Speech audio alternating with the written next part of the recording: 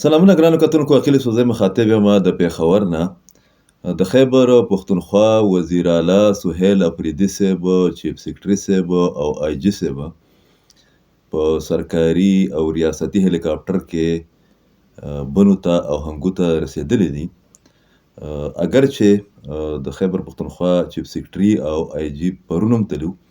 خو وزیر اعلی چې دی هغه دغه زحمت چې دی په درېیمه ورځ باندې اوچت کو. خو د هغه ځای نه چې کومه فوټیجز را روان دي، هغه ویډیو چې هغه سی ایم هاوس د سی ایم هاوس میډیا سیل جاري کړې ده، د هغې نه تاثر داسې میلاویږي چې دا درې واړه اعلی عهدهداران چې دا انتظامي هغه شخصیات دي چې پوره صوبه دوی چلوي، چې دوی د دومره غټې سانحې یا د دومره زیاتو حملو د متاثرینو سره د همدردۍ په ځای باندې په پکنیک باندې تللي دي. یو تصویر ډېر وایرل دی چې په هغې کې د خیبر پښتونخوا چیف سیکرټري او آی جي چې دی هغه خاندي. هلته چې کوم لوکل میډیا پرسنز دي د هغې مطابق په هنګو کې چې کوم په هنګو کې یو ماټر ګوله لګېدلې وه او د هغې نه 15-16 کسان شهیدان شوي. وزیر اعلی صاحب او د هغه ټیم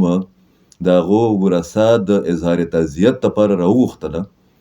او تقریبا 15 کیلومتره لار چې د هغې دغه کړه د طی کړه او بیا وزیر اعلی صاحب سره فاتحه خواني وکړه. دغه رنګې بل یو صورتحال چې موږ ولیدو هغه دا دی چې په بنو پولیس کې داسې یو مزاحمت یا د عدم تحفظ یو شکل چې دی هغه اختیار کړی شوی دی یا موږ ته په نظر باندې راځي. کم چې په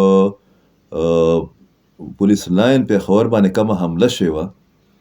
او د هغې د حملې نه بعد په پېښور کې په نورو علاقو کې د پولیسو طرف ته موږ ته په نظر باندې راغله. د خیبر پښتونخوا د چیف سیکرټري تعلق د شاه ولی شاه صاحب هغه د بنو سره دی چې دوی پرون راتلل آی جي او چیف سیکرټري صاحب. د ښه دا وه چې دوی هلته کې په بنو کې ناست وی او هلته کې په سرکټ هاوس یا په گورنر هاوس کې دنیا د دوی سره چې دي د عیاشو دپاره چې دي مراکز دي، دفترې دي، ګیسټ هاوسز دي، غټ غټ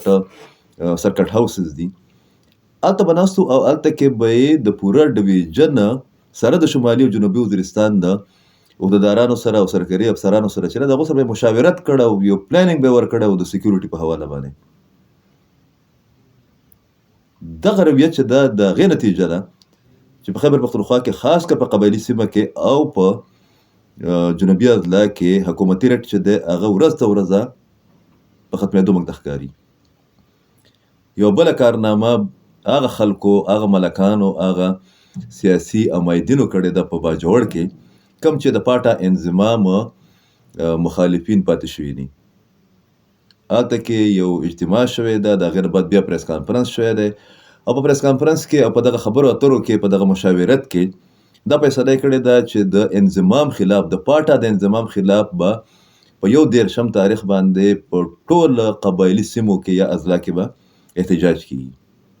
چې کوم اطلاعات را روان دي د هغې خلاصه دا ده چې دغه ایونټ ته هم د صوبایي حکومت آشیرباد چې دی هغه حاصل ورته او هم دغه وجه ده چې یو ګنټه دوه مخکې د مسلم لیگ نون رکن صوبایي اسمبلي صوبیا شاهد په خیبر پښتونخوا په نامنهاد اسمبلی کې په خپل خطاب کې دا وویل چې موږ ته ښکاري چې پاکستان تحریک انصاف او د پی ټي آی صوبایي حکومت د پی ټي آی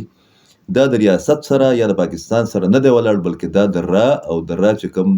نور اتحادیان دي د هغو سره ولاړ دی. پکار ده چې د خیبر پښتونخوا صوبایي حکومت په دومره نازکه پیچیده حالاتو کې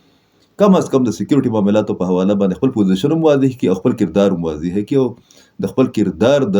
پوره کولو خپل کوشش چې کوم دی چې هغه د دوی اخلاقي، سیاسي او انتظامي ذمهواري جوړیږي هغه هم شروع کړي. مننه.